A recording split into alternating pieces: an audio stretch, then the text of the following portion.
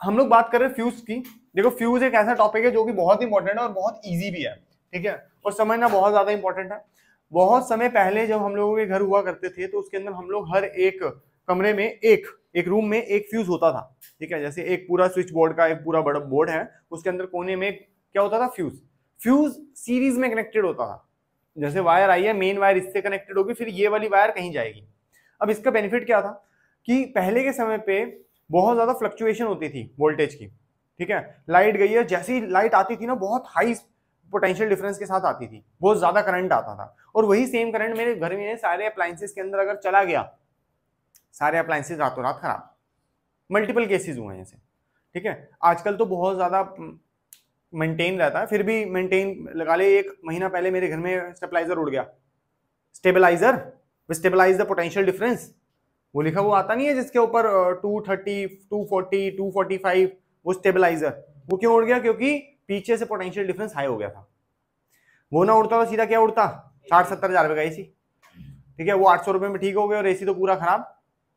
समझ लो ना, हाथ लगाने की वो कहता 800 रुपए लूंगा और फिर ठीक कर देंगे 4000 रुपए। तो अभी क्या हुआ, उससे भी ज्यादा इजी और सस्ता सामान होता हमारे पास अगर हम लोग यूज करते फ्यूज, समझे। तो फ्यूज में क्या होता, अगर हाई वोल्टेज आती तो क्या होता, हाई वोल्टेज की वजह से जो इसके अंदर वायर होती है वो हीट अप होती है और हीट अप होने से वो टूट जाती है। और हमारे अप्लायंसेस वो 800 रुपए भी ना लगते, बस 10 रुपए का एक न्यू फ्यूज लगता। आई समझ?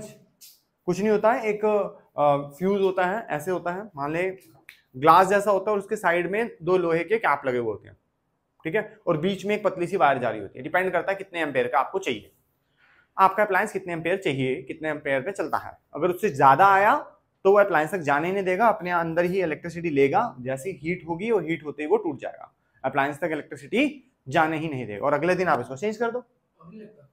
सारे अप्लायंसेस के अंदर खुद लगा हुआ आज की डेट में, ठीक है। अपने आप नहीं लगा हुआ, उनके अंदर लगाते हैं, इसके अंदर भी है, सबके एसीज में होते हैं इतने इतने इतने। बाइक के अंदर, कार के अंदर मल्टीपल होते हैं।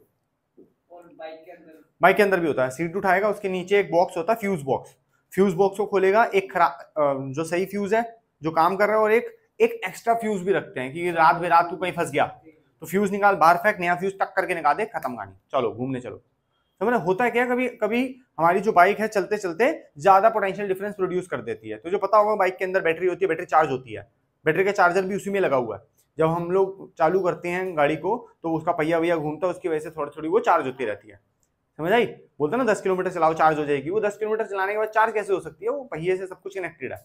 तो कभी कभी ऐसा होता है कि हाई वोल्टेज आ गई उसमें, उसने पूरे के पूरे जो सर्किट थे बाइक में सब खराब हो सकते थे, उस एक फ्यूज ने 10 रुपए ने बचा दिया। इसीलिए फ्यूज का कॉन्सेप्ट आया। और कल मैंने आप लोगों को डोमेस्टिक सर्किट पढ़ाया था, उसके अंदर भी होता है 4-5 फ्यूज लगा रखे थे। एक स्टार्टिंग में ही था फ्यूज, याद हो तो ऐसे करके था, पहले स्टार्टिंग में एक फ्यूज लगा रखा था, फिर मीटर था, फिर मीटर के बाद एक स्विच था, फिर स्विच के बाद फिर एक फ्यूज था। ये इतने सारे फ्यूज क्यों लगा रखे हैं? क्योंकि ये हाई वोल्टेज फ्यूज है, हाई एम्पियर का फ्यूज है, ज्यादा यहां से आता है। इससे ज्यादा आया तो पहले यही अपने आप को तोड़ देगा। फिर यहाँ पे इंडिविजुअल एक एक फ्यूज हम लोग लगा सकते हैं। और आजकल अप्लायंसेस के अंदर ये फ्यूजेस लगे हुए आते हैं। और कुछ अप्लायंसेस के अंदर स्टेबलाइजर खुद भी होता है। जैसे आप लोग इन्वर्टर एसी देखते हो तो उसके साथ आपको वो लगाने की जरूरत नहीं है, क्या स्टेबलाइजर, क्यों? वो खुद स्टेबलाइज करता है। बताया ना, घर के अंदर एक तो खराब हो गया क्योंकि इन्वर्टर एसी नहीं था, जो अंदर वाले रूम में लगा हुआ है वो इन्वर्टर एसी है, वो बिंदास चल रहा है। और मेरे वाले रूम का खराब क्यों? क्योंकि हाई वोल्टेज आई और उसने हाई वोल्टेज सह ली और इससे नहीं सह गई, ये खराब हो गया, ठीक है। उसको भी हम कैसे बचा सकते थे? फ्यूज से। मैक्सिमम सारे इलेक्ट्रिकल अप्लायंसेस के अंदर आजकल फ्यूजेस लग के ही मिलता है, ठीक है। आपके घर में अगर इन्वर्टर हो, इन्वर्टर के अंदर भी पीछे ना दो रेड रेड कलर के ढक्कन है, उनको ऑपोजिट डायरेक्शन में खोलना, दोनों फ्यूज निकलेंगे, ठीक है। एक एसी टू डीसी, एक डीसी टू एसी, उसको छोड़ देते हैं, दो फ्यूज निकलेंगे, ठीक है। वापस टाइट कर देना उनको, वरना इन्वर्टर चलेगा नहीं, ठीक है। तो वो यही काम करता है कि हाई वोल्टेज अगर इन्वर्टर के अंदर की तो इन्वर्टर खराब हो जाएगा, उसको बचाने के लिए। और हाई वोल्टेज अगर इन्वर्टर से बाहर आई तब भी हमारे इलेक्ट्रिकल अप्लायंसेस खराब हो सकते हैं, इसलिए दो फ्यूजेज लगते हैं वहां पे, ठीक है। समझ आई यहां तक? हाँ जी, चले। अब ये क्या कहता है, समझा मैंने दिया, एक बार रीड कर लेते, समझ फटाफट आ जाएगा। कह रहा है अ fuse is a safety device. क्या है? सेफ्टी है, पैसे बचाने की डिवाइस है वैसे तो, और उसके अलावा सेफ्टी भी है एक्चुअली में। अगर कोई चीज इतनी ज्यादा, मतलब पूरा का पूरा घर ब्लास्ट हो गया इसी से, तो घर के तो हालात खराब हो जाएंगे ना। ठीक है, अभी 1.5 साल पहले कजन है उसके घर में ब्लास्ट हो गया था, ठीक है, वो प्रेस रख के भूल गए थे, प्रेस फट गई, उसका थर्मोस्टेट खराब होगा शायद प्रेस का, तो जैसे ही फटी पूरे का पूरा रूम ऐसा हो रखा है जैसे हम लोग मंगल ग्रह पे आए हैं, और भाई हमारा मजे ले रहा है, कह रहा है लग बड़ा औसम रहा है। मैं भी उसके घर में, मैंने कहा ये तो मैं मून में आ गया सच में। दीवारों के अंदर पैचेस आ रखे हैं, ठीक है, पूरा का पूरा ब्लैकआउट हो रखा है, हाँ व्हाइट रूम था, पूरा व्हाइट एकदम, ऐसा लग रहा है जैसे यहाँ पे मून के अंदर आए हैं हम लोग। दीवार, हाँ दीवार पे हाथ लगा, ऐसे लग रहा है कि मून की मिट्टी है, क्या मजा आ गया।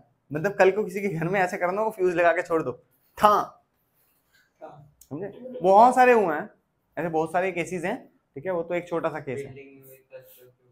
बिल्डिंग बहुत छोटी छोटी चीजें हैं, वो गर्मी के अंदर हो जाता आराम से, मशीन क्या होगी, हो गया काम।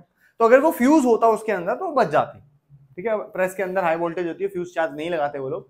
कहता है ये सेफ्टी डिवाइस है having a short length of a thin plated copper wire having low melting point. कह रहा है एक थिन प्लेटेड कॉपर वायर होती है जो कि कैसी होती है, लो मेल्टिंग पॉइंट होता है, मतलब बहुत कम हीट देने पे भी खराब हो सकता है, ठीक है। उसको अप्रोप्रिएट एम्पेयर देख के बनाया जाता है और उसी के अंदर लगाया जाता है, ठीक है ना। जितने एम्पेयर की मुझे चीज यूज करनी है बस उतना ही होगा, उससे ओवर आएगा तो वो खराब हो जाएगा।